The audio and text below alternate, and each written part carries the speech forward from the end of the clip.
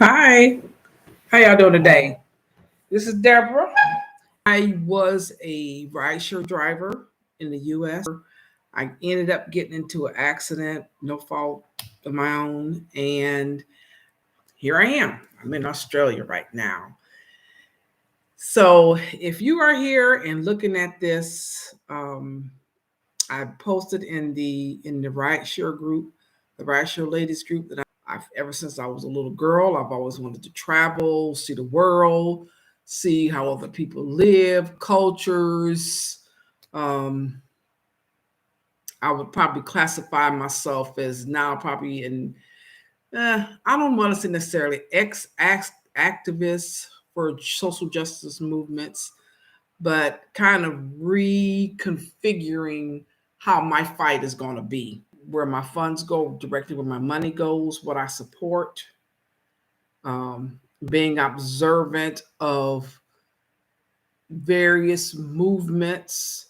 Because one of the unfortunate things I found out about, and I'm sure it's worldwide, is movements could get hijacked. Um, People who have motives and they see opportunity to advance with an audience, with a potential audience, knowing that in a lot of movements is usually a focal leader, but it's more of a lot of people that are following, and they want to get to those lot of people that follow. So a lot of times they'll get close to the leader or interject themselves into a movement. I've seen some marches that I've participated in. People jump in with a bullhorn and change the mantra of what's being said. And if it's enough people far enough back, they didn't see what happened. And so they start repeating what this new person has said. And I've seen a lot of that in movements. And so I don't do a lot of marching type protests. I do research. I ask a lot of questions um, in different environments that I in to get a vibe of what my focus is going to be for movement. And so more times than not, it is putting my money where my mouth is.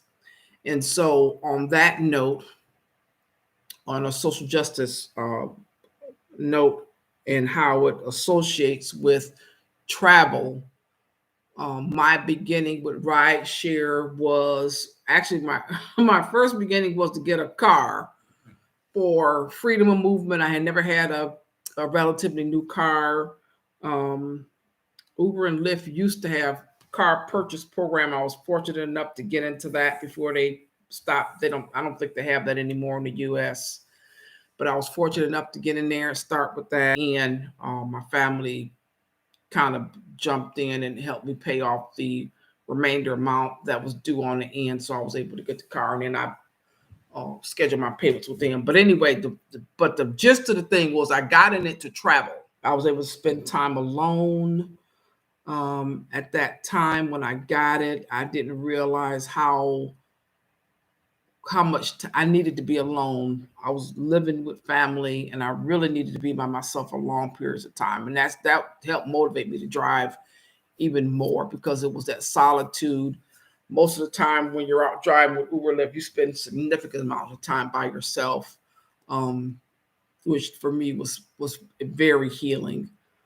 I was doing a little bit more journaling then. I have a bunch of notebooks, but over time they get dust in them and they get old, that old smell. And even though a lot of the pages in there aren't necessarily used, it gets some it gets me allergic and sneezing and stuff like that because the pages have absorbed different allergens to me and stuff like that. So the intention to use it was there when I got it, or it might have been a intention to use it for somewhere. I have a lot of empty journals, but like I said, the paper in them is old. Um, I bought some with me, of which I'll probably tear out or shred or whatever. But I'm over that. I'm not into that anymore. That's one of a toxic response.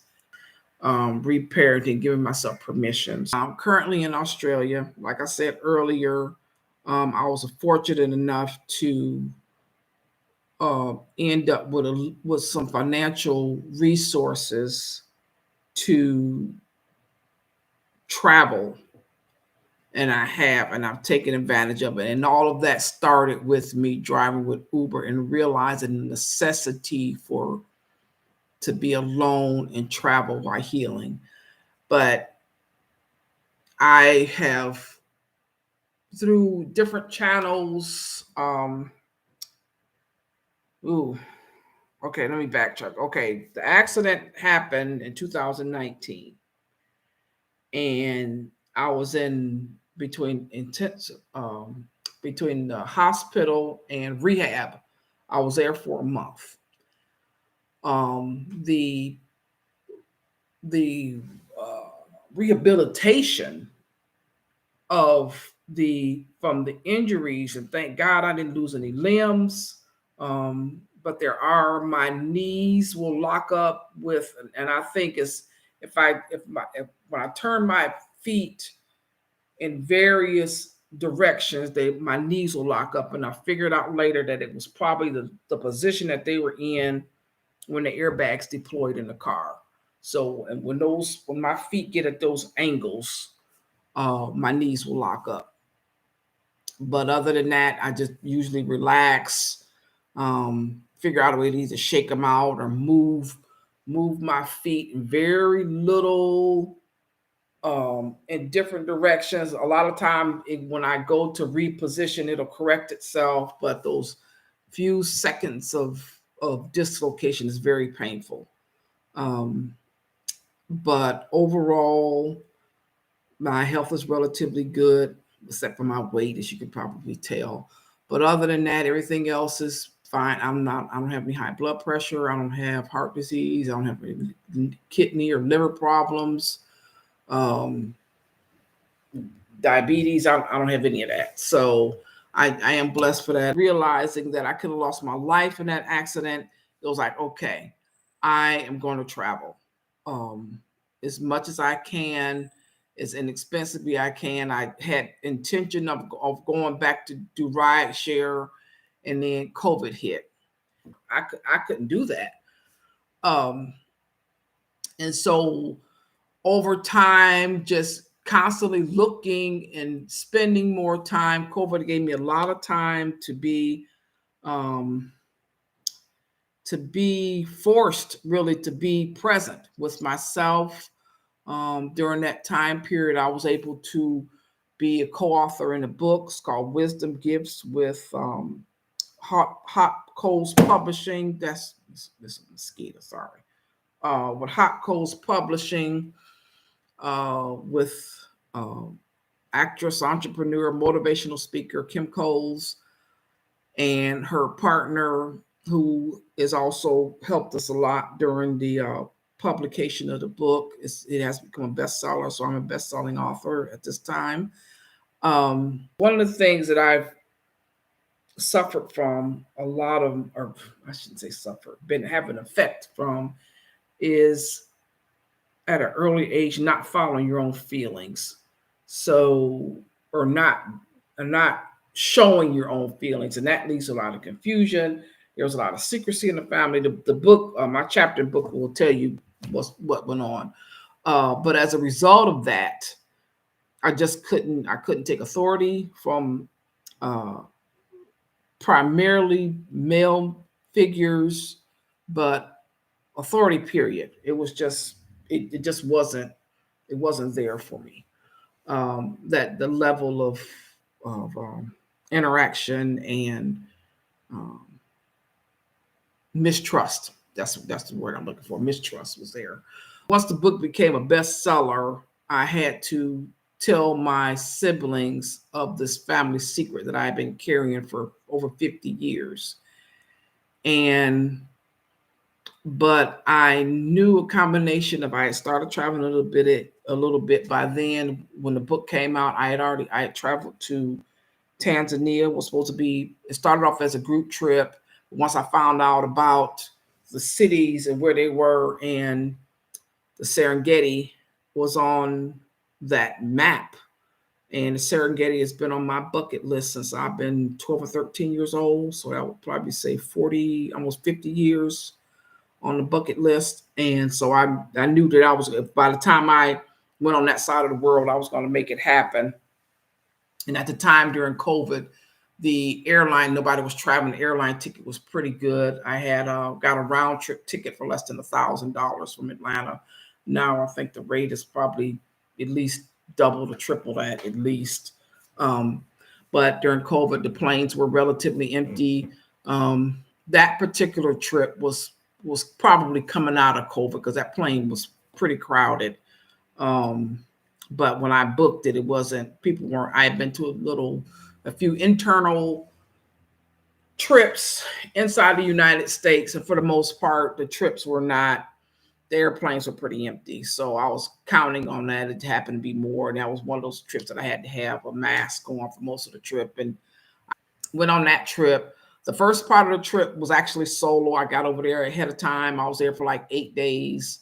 Had a family friend that booked that part of the trip for me. She's been a travel agent for 40 years. Her name was Claudia Hill.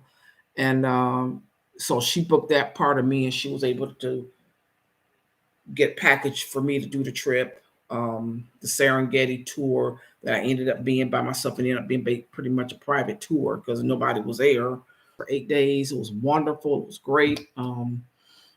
The men in Africa, they like big women. So I felt good. A lot of comments and accolades and flirting. It could have went a lot further. I didn't. I wanted to have fun. I wanted to enjoy myself, but at that, I didn't have to. Now, if I'd have been 10 or 15 years younger, it might have went there. But my body has gotten a lot calmer, and so it wasn't necessarily a need for that. And so that started that part of the trip, and it was kind of an unintentional trip. It wasn't. I wanted to see the Serengeti. I put it like that, but it wasn't necessarily for. I didn't associate it with healing. I'll put it like that. It was more of a wanting to get this bucket list item off, I guess, so to speak. It wasn't necessarily real intentional with that. Okay, and so then went there, had that trip, had a good time. I did end up getting a few items. Matter of fact, that was the last time that I've gotten souvenirs. Usually in the past, when I go places again, I'm getting souvenirs, stuff like that. I still have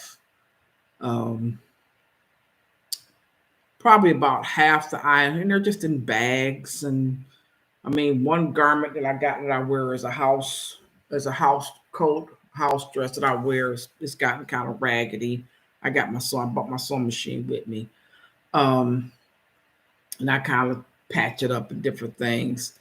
That gets well used, and that kind of determines when I decide to go on a vacation, do whatever, I get what I want. And the rest, as far as other people, they get pictures of where I went, memories, that kind of thing. That's it. Everybody's gotten what they want or need, or figure out a way to get it. And so I don't buy anymore. I will bring some foreign money back to my grandchildren just so they can kind of get a feel for wanting to travel to other places. Most other places currency is beautiful. I mean, the currency here is beautiful. The Tanzanian currency was beautiful. The Mexican, I mean, their dollar bills are all, now the coins I got to try to spend before I leave because nobody wants to take the coins, but the dollar bills are usually very colorful, very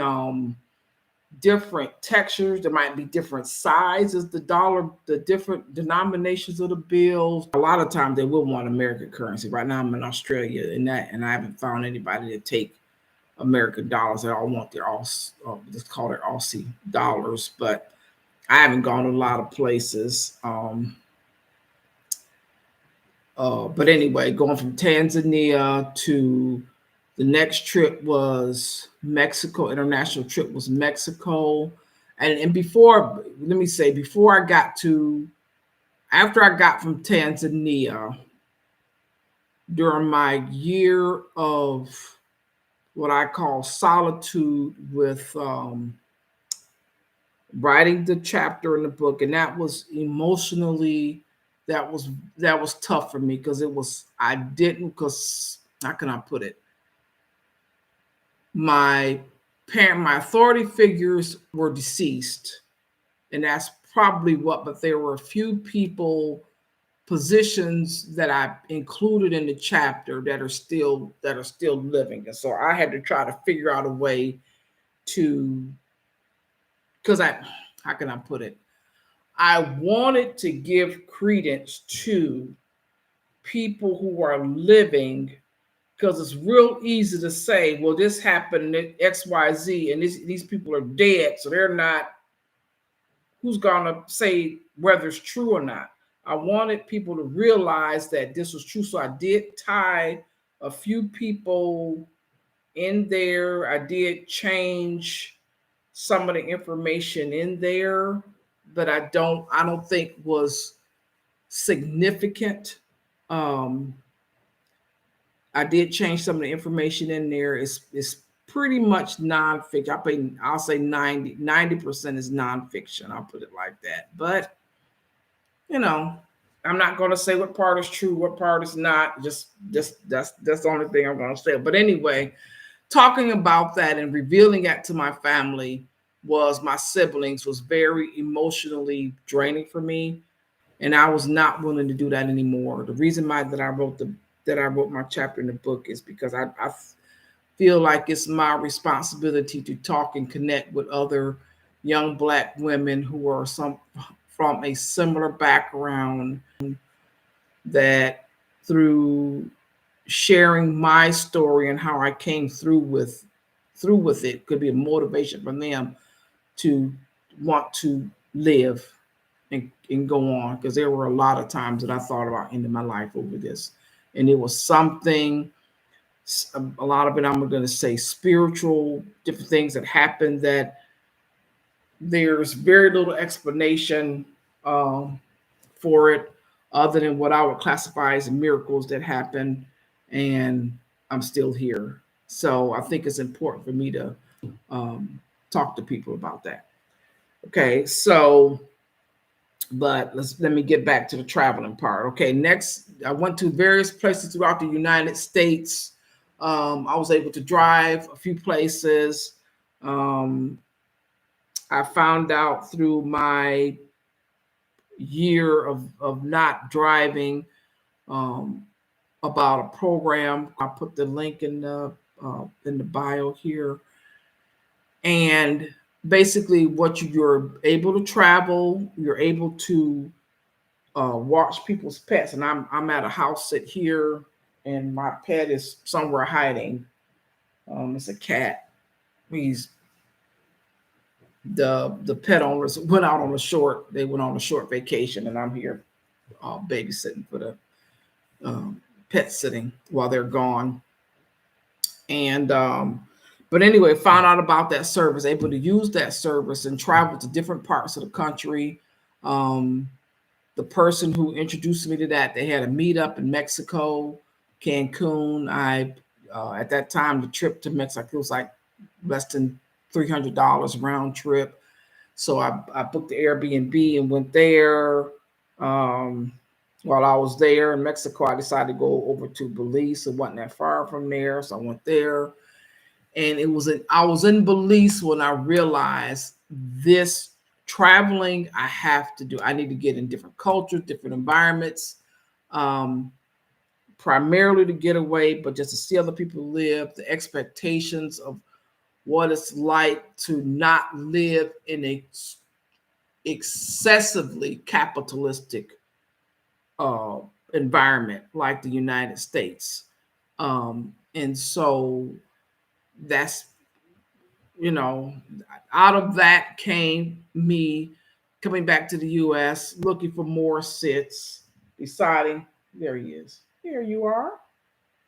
Um, coming back, looking online, applying for different places to sit, and ended up with several people in Australia decided they wanted to give me a shot. So I actually booked those before I found out about this visa process. But anyway, I booked several appointments here, and then I went through the visa process. I was able to get the visa process. I went ahead after that, went ahead and got my plane ticket, which at that time I did have a little bit of money. So it is a little bit of expense to get here. Um, but I'll be here for a while, and I'm happy with this. Able to travel relatively inexpensively. Um, have enough money coming in, American dollars, through Social Security, and I'll be doing some other stuff. And for a little bit of income, it doesn't take a lot of money. There are most places around the world that you can live in for much cheaper than you can in the U.S. Um, this relatively simple environment here, but I will say it is commercial. I went from about 2 hours north of Sydney in a relatively not rural area, but not so commercialized. There, most of the neighborhoods around, they have grocery stores nearby. They have a lot of stuff that they got in American grocery stores. They have Aldi here that are connected to the U.S. They have Aldi. They have IGA, which is it's in the U.S., but it's a little bit rarer in rare areas. Um, they have, let me see, they have pharmacies here. The pharmacies here are called a chemist. Little small stores, although they had a big mall where I was at in a place called Tuggerah, and it had major stores. Kmart is here. I'm trying to think some U.S. connections. Let me see. Kmart, McDonald's, Burger King here is called Hungry Jack's. They have Kentucky Fried Chicken, KFC. I've seen Subway restaurant. Let me see what else. Red Rooster. There's a few other ones that I've seen as far as restaurants here. The food here is not real sweet though. In the U.S., we have a sugar addiction. The food here is okay, but it's not very, very strong. It's not real sweet here. Hey, he don't feel like being bothered. He kind of misses on us. He could probably be moping around here for maybe a couple of days or so. He'll probably be all right tomorrow. But yeah, but on the way up here, in the area that I was in was not real commercialized. They have a wonderful transit system. I mean, New South Wales, which is the state where Sydney's in, which is the main airport that I flew in. New South Wales is the name of the state. They have it was two transit system. They operate on the same train station, gets the local as well as the regional. Before I left the U.S., I got what they call a Discover Pass, and that allowed me to travel regionally. And it's just a few stops between Queensland and Brisbane. They pronounce it Brisbane. I was saying Brisbane because of the way it's spelled and how it's pronounced in the U.S. From Brisbane to Melbourne, Australia, which is Brisbane is in the state of Queensland, Sydney is in New South Wales, and Melbourne is Victoria, the state of Victoria. And so the pass that I got covers specific stations between Brisbane and Melbourne. So it's several in between there, and there's unlimited rides. So I got that. I can ride now if I do a sleeper car. overnight. It's like less than $60 American. It's different. Brisbane to Sydney is one segment, and that's like $55, $60, and then Sydney to Melbourne, and then there's a few stops in between that I could get. So, um, but yeah, so I went ahead and got that before I got left the U.S. And then once I got here, the local train, they use what's called Opal Pass, and you load money on there, different fares throughout the day, non-peak hours. I think the most I paid for a trip, I think when I got here, I think I paid $10. It was a 2 hour trip from Sydney to my first house sit, my first house and pet sit. But then after that, it was, I think I paid $2 one time for a trip. I've seen 78 cents a lot, 67 cents, $1.99. It just depends on where you're going, and what time of the day. So it's, you tap your card when you get on, and you tap it when you get ready to get off. So, um, but yeah, it's convenient. You know, you go online, and I can upload it online. I'm gonna show you the card. Yeah, this is the card. It's called Opal, and that's what you ride on. New South Wales. The train comes pretty often. You use it on the bus service. The only thing about the bus is they use the same buses for the children's school. They don't have separate buses like they do in the U.S.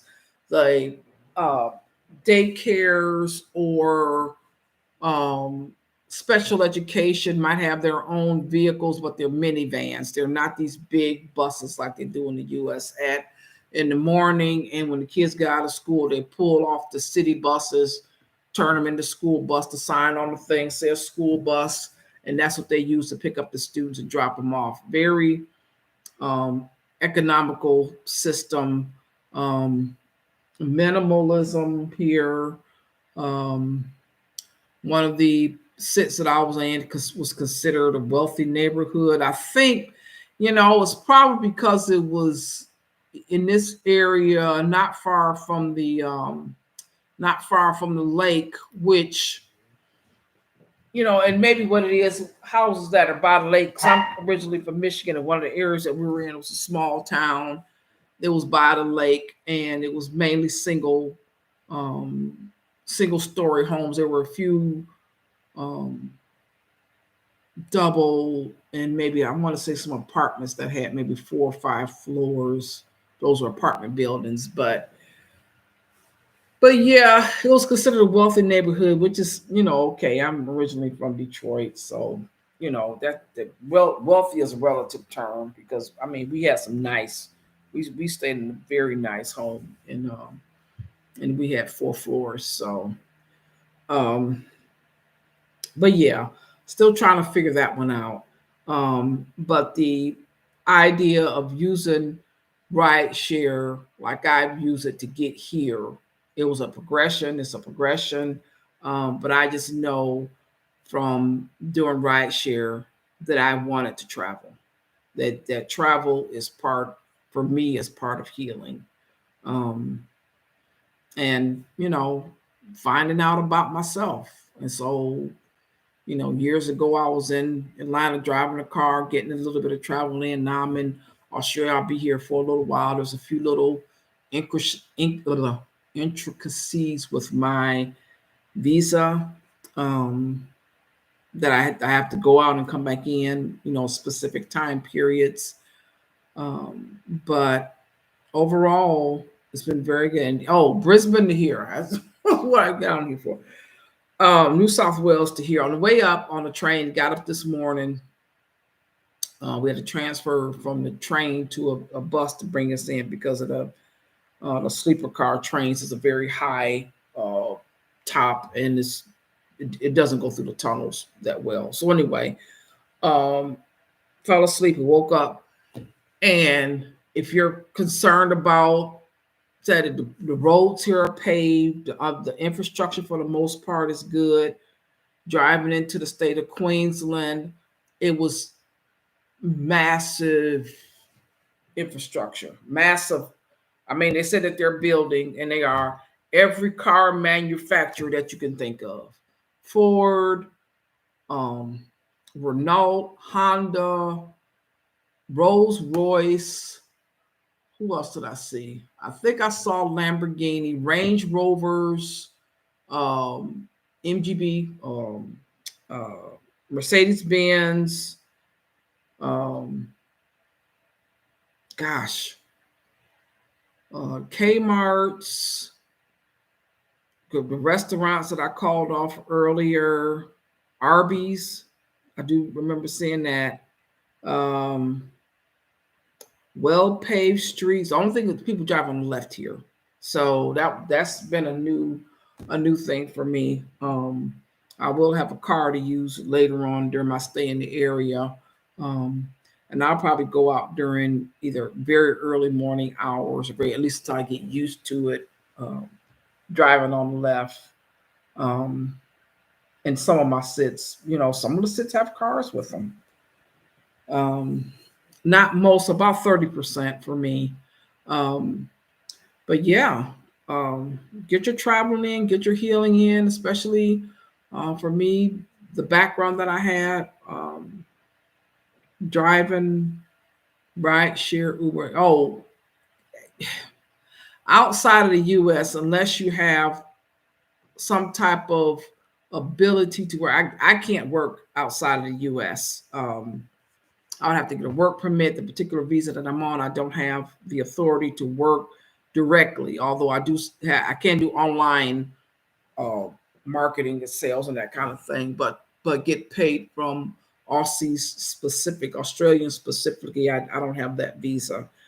But if you're driving, you might have that. You might have residency or some kind of citizenship or whatever outside of the U.S. that you're able to drive in multiple countries. If you can, do it. You know, Driving to Mexico for um, uh,